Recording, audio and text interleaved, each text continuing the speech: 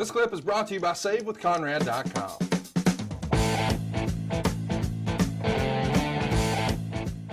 So we're running some milkshake. Running some vignettes for the debut of Rocky Maivia. And of course, as we do that, we're highlighting his family's history in the business. How excited was Vince?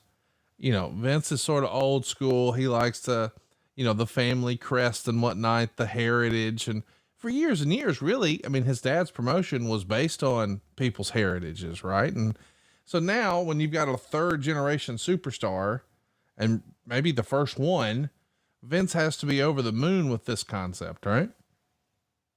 Not really. You know, it's funny. Vince sometimes will view a second generation wrestler as always being compared to the first generation and to their father. And 9 times out of 10, you can't live up to that. No one can a lot of times because people remember their family fondly. So he was a little hesitant. Third generation is a little different. You know, Rock was the first and Rock was unique. You know, everybody called him Dewey, short for Dwayne. I think that was his name. And I know when I was first introduced to him, you know, by Pat Patterson, it was Dewey. And Rock hated that. Didn't want to be called Dewey. You know, my name's Dwayne.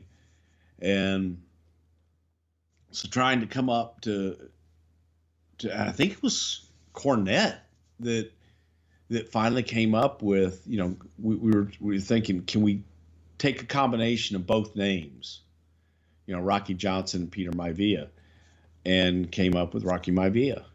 And I think that was Cornette that actually came up with that name to merge his father and his grandfather together and take that name.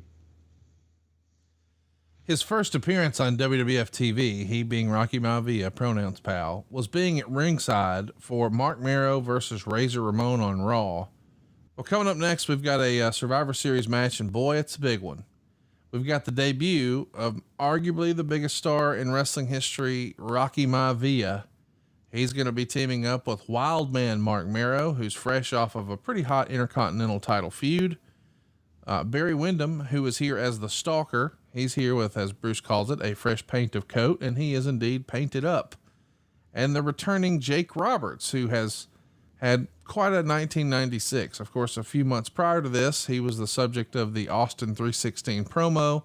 So certainly he was important in 1996. He's going to be taking on Crush, who's got a new look, and we know it's going to become a part of the Nation of Domination. Jerry the King Lawler, Hunter Hearst Helmsley, who's still very much a blue blood, and Goldust. Meltzer would have this to say. Maivia was given the huge push and came in early, and Lawler did a great job of carrying him.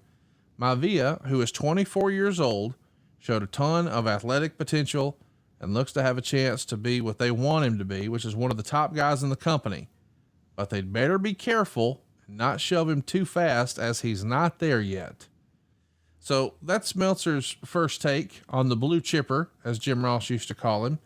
And time is a funny thing. We love talking about time here on the show. Rock was 24 years old then, and this show was 25 years ago.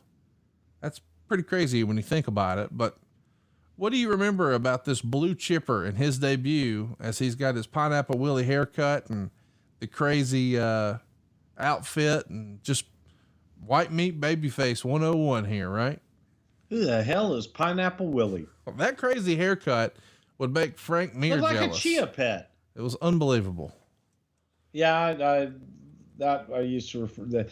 So that was my chia pet haircut, you know, at the time. And obviously we were looking for big things, you know, for The Rock. I think that from day one, from the very first time we saw him, you looked at him and go, man, that's a future WWE champion. That's someone that he had the size, he had the charisma, he had the look, everything about him was A+. So yeah, you're looking at it, but man, that Garden audience can be fickle. Yeah. They did come with the Rocky chance, but man, he had to fight for him because he came out and it was kind of like, yeah, okay. we've seen this before. You've got to impress me. You haven't done shit yet. And he came out like he was already over, and rightfully so, but just takes time. Takes time sometimes, and I don't know that he was. But again, you got to start somewhere. Do me a favor. You got to start with moments like this to get to where you are, so you can look back and go, "Boy, I remember the first match, and it was not the greatest in the world." Yeah, listen, I think that's true with everything. It evolves. You know, people DM me all the time. Hey, I want to start a wrestling podcast. You know, I'm trying to figure out what to do. And my advice is always the same. Just start doing stuff.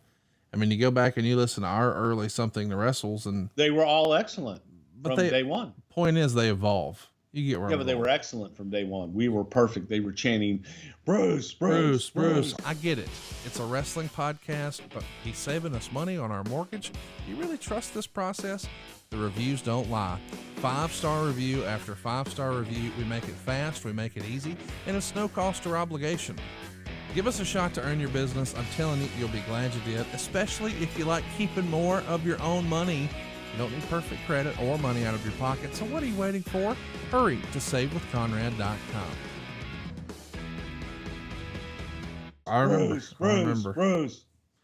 Hey, so throw it in your Google machine right now. Pineapple Willie, Willy. Not Willie with an IE, but Willie with a Y. And then just click Google image. You have a keyboard. You want me to do that? I'm looking. Yeah, I want you to see. You said, what the fuck is a Pineapple Willie? Well, I didn't say it like that. Okay. Pine. Pineapple. Apple. Space. Willy. Image.